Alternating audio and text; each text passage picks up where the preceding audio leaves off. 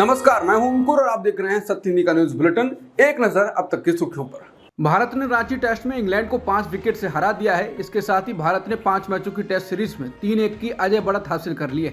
भारत की ओर से शुभमन गिल 52 रन और ध्रुव जुरेल ने 39 रन बनाकर नाबाद रहे। इंग्लैंड ने भारत को जीत के लिए 192 रनों का टारगेट दिया था, जिसे टीम इंडिया ने 5 विकेट खोकर हासिल कर लिया। हालांकि एक समय भारत ने 120 रनों पर 5 विकेट गंवा दिए थे। पाकिस्तान के पूर्व प्रधानमंत्री नवाज शरीफ की बेटी मरियम नवाज को पंजाब का मुख्यमंत्री चुना गया है। 50 वर्षीय मरियम नवाज पंजाब की पहली महिला मुख्यमंत्री बनी हैं। इसके साथ ही वो पाकिस्तान के इतिहास में किसी प्रांत की पहली महिला मुख्यमंत्री बन गई हैं। उनकी पार्टी पाकिस्तान मुस्लिम लीग एन पंजाब विधानसभा में सबसे अधिक सीटों वाली पार्टी बनकर उभरी है। किसी अन्य दल के समर्थन के बगैर भी सदन में इस पार्टी के सदस्यों की संख्या सबसे अधिक है। इसलिए सोमवार को विधानसभा में मुख्यमंत्री पद के चुनाव में मरियम नवाज को किसी तरह की उलझन का सामना नहीं करना पड़ा।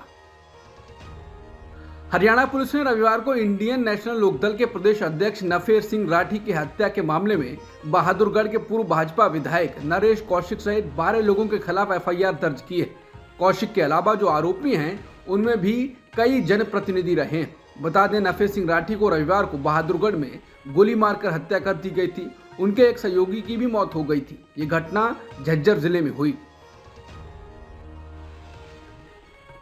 इंडियन नेशनल लोकदल यानी इनेलो के महासचिव अभय सिंह चौटाला ने पार्टी के प्रदेश अध्यक्ष नफेर सिंह राठी की हत्या के लिए हरियाणा सरकार को जिम्मेदार ठहराया है।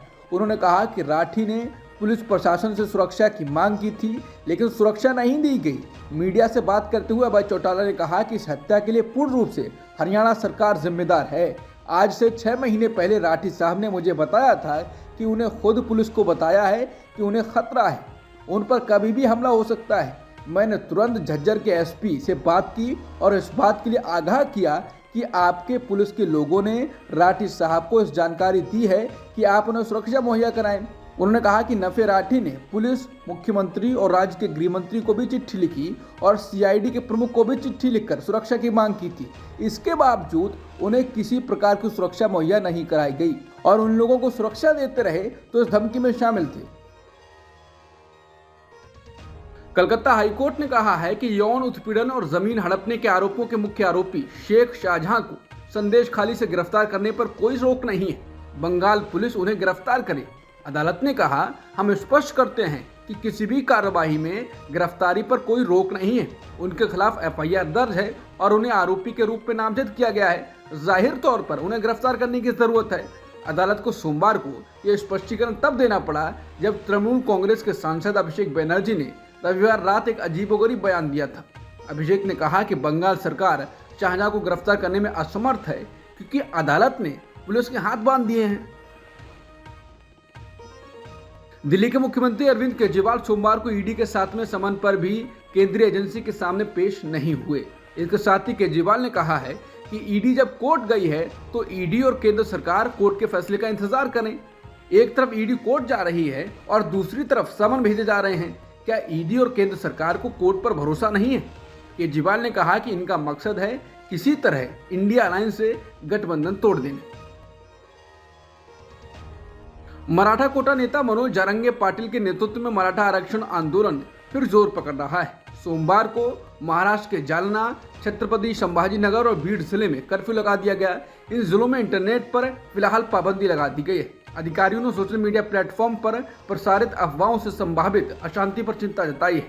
एक अधिकारी ने सोमवार को बताया कि मराठा प्रदर्शनकारियों ने अंबाद तालुका के तीर्थपुरी शहर में छत्रपति शिवाजी महाराज चौक पर राज्य परिवहन की एक बस में आग लगा दी। इसके बाद महाराष्ट्र राज्य सड़क परिवहन निगम ने अगली सूचना तक जालना में बसों का संचालन बंद कर दिया है। मराठा आरक्षण कार्यकर्ता मनोज जारंगे पाटिल ने महाराष्ट्र के डिप्टी सीएम देवेंद्र फडणवीस पर आरोप लगाया है। उन्होंने कहा है कि महाराष्ट्र के डिप्टी सीएम देवेंद्र फडणवीस उनके खिलाफ कई साजिशें रच रहे हैं और यहां तक कि उन्हें मारने की भी कोशिश कर रहे हैं। जालना में बोलते हुए मनोज जारंगे पाटिल ने यह भी कहा कि वो मुंबई तक मार्च करेंगे और महाराष्ट्र के डिप्टी सीएम और बीजेपी नेता फडणवीस के आवास के बाहर विरोध प्रदर्शन करेंगे। जरांगे के आक्रामक रुख और उनके भाषणों पर अपशब्द के इस्तेमाल पर एकनाथ शिंदे ने कहा कि कानून के मुताबिक कार्रवाई की जाएगी। सीएम ने कहा कि एक साजिश चल रही है और इसे जल्द ही उजागर किया जाएगा। सीएम ने कहा कि पहले मैं मानता था कि जरांगे मराठा समुदाय के लिए लड़ने वाला एक सच्चा व्यक्ति है, लेकिन आज उनकी ओर से कहे गए शब्द राज्य की राजनीतिक संस्कृति से मेल नहीं खाते। मुझे आश्चर्य है कि क्या कोई उसे ऐसी भाषा का इस्तेमाल करने के लिए उकसा रहा है। शिंदे ने कहा कि जो लोग सरकार के खिलाफ बार बार विरोध प्रदर्शन कर रहे हैं, उन्हें हमारे धैर्य की परीक्षा नहीं लेनी चाहिए। उन्हें कानून व्यवस्था की समस्या पैदा नहीं करनी चाहिए। मुझे आश्चर्य है कि जरांगे का भाषण आमतौर पर शरद पवार और उद्धव ठाकरे की ओर से इस्तेमाल की जाने वाली स्क्रिप्ट जैसा क्यों दिखता है। घरेलू उपभोग व्यय सर्वे साल 2022-23 की रिपोर्ट जारी की गई है, जिसके आधार पर नीति आयोग के सीईओ BVR सुब्रमण्यम ने कहा है कि देश में गरीबी घटकर 5% हो गई है। उनके इस बयान पर कांग्रेस नेता सचिन पायलट ने कहा है कि सरकार लोगों के बीच भ्रम फैला रही है। गरीब और गरीब हुए हैं और अमीर हुए हैं। सचिन पायलट ने यह भी कहा कि गरीब और अमीरों के बीच की खाई बढ़ गई है। यहाँ तक कि मध्यम वर्गीय लोगों को भी अपना जीवन यापन करने में दिक्कतों का सामना करना पड़ रहा है। बेरोजगारी अपने उच्चतम स्तर पर है। डेटा को तोड़ मरोड़ कर पेश करना और ये कहना कि गरीबी केवल 5% है, ये गलत है। ये देश की सच्चाई नहीं है। आपको देश के अलग अलग हिस्सों में जाना चाहिए और देखना चाहिए कि लोग किस हालत में रह रहे हैं। किसान हों या मजदूर हों, सभी दिक्कतों का सामना कर रहे हैं। चुनाव से पहले सरकार लोगों के लिए एक रंगीन तस्वीर पेश कर रही है जो सच्चाई से कोसों दूर है। लोकसभा चुनाव से पहले कांग्रेस लगातार दल बदल से परेशान है। जहां महाराष्ट्र में पूर्व मुख्यमंत्री तक पार्टी का दामन छोड़ चुके हैं, तो वहीं अब झारखंड के सिंहभूम से पार्टी सांसद और झारखंड के पूर्व सीएम मधु कोड़ा की पत्नी गीता कोड़ा भी आज बीजेपी में शामिल हो गई।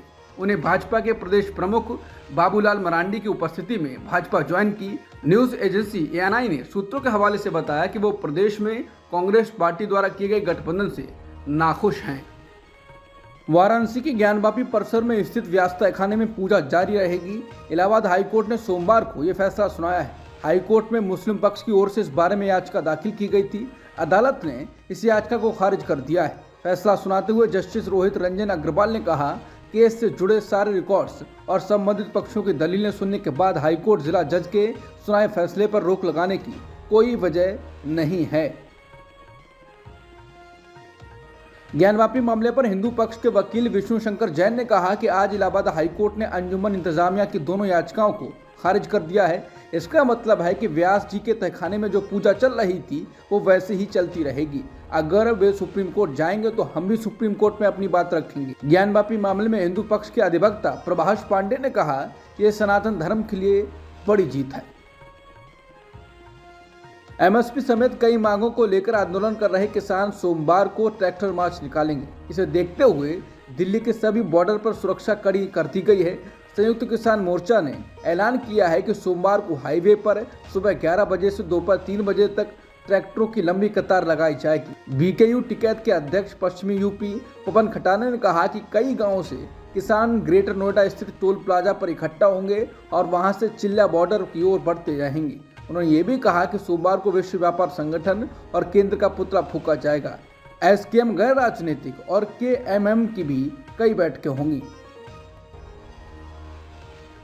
बीजेपी के वरिष्ठ नेता सुब्रमण्यम स्वामी ने दावा किया है कि हिंदू गौरव बढ़ने से आगामी लोकसभा चुनाव 2024 में पार्टी को फायदा मिल सकता है, लेकिन मोदी का जादू चलने की संभावना से इनकार किया।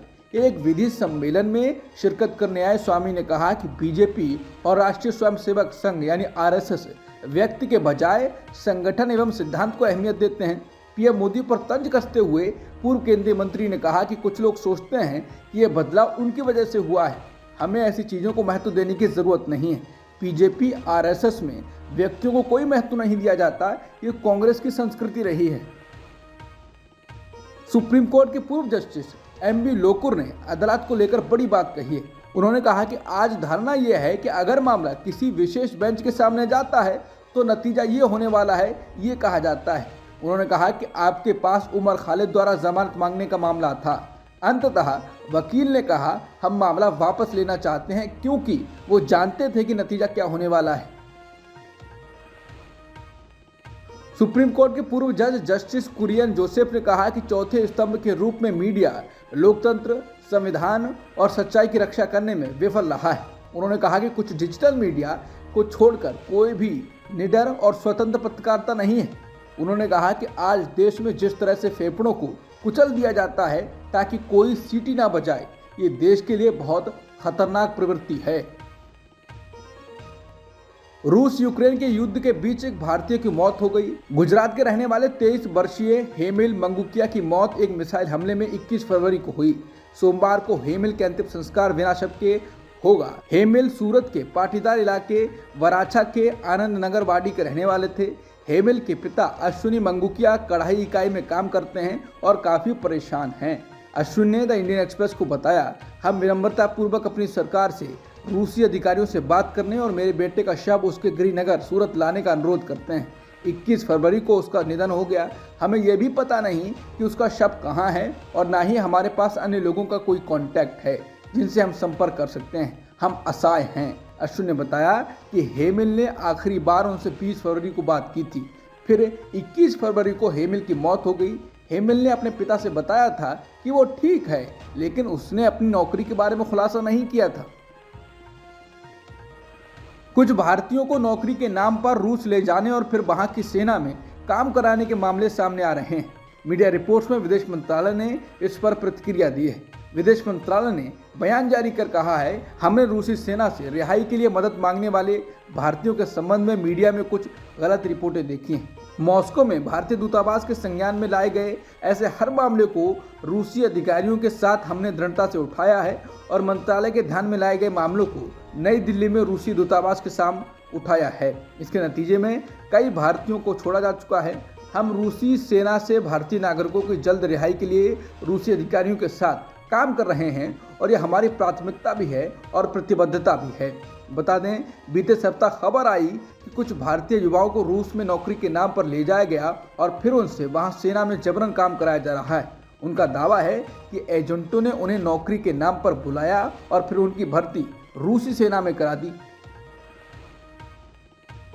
रिपब्लिकन नेता निकी हेली अपने गृह राज्य दक्षिण कैरोलिना में रिपब्लिकन पार्टी में राष्ट्रपति की उम्मीदवारी की दावेदारी का चुनाव डोनाल्ड ट्रंप से हार गई हैं। दक्षिण कैरोलिना में ट्रंप से हारने के बाद निकी हेली ने सोशल मीडिया पोस्ट एक्स पर लिखा, मैं लड़ रही हूं क्योंकि बड़ी संख्या में रिपब्लिकन प्राइमरी वोटरों का कहना है कि वो एक विकल्प चाहते हैं और 70% अमेरिकी दोबारा ये ट्रंप बाइडेन को आमने सामने नहीं देखना चाहते। वहीं ट्रंप की दक्षिण कैरोलिना से जीत उनकी प्राइमरी चुनाव में हुई सबसे बड़ी जीत मानी जा रही है। 2016 से अलग इस बार ट्रंप के सामने यहाँ की 2 बार गवर्नर रह चुकी निकी हेली थी। यहाँ के लोगों के बीच वो लोकप्रिय हैं, इसलिए ट्रंप के लिए ये मुश्किल लड़ाई मानी जा रही थी। लेकिन शनिवार को ट्रंप ने 20 परसेंटेज पॉइंट के साथ निकी हेली से ये चुनाव जीत लिया। अब तक की सुर्खियों में इतना ही। बाकी खबरों के लिए बने रहिए सत्यहिंदी.com के साथ।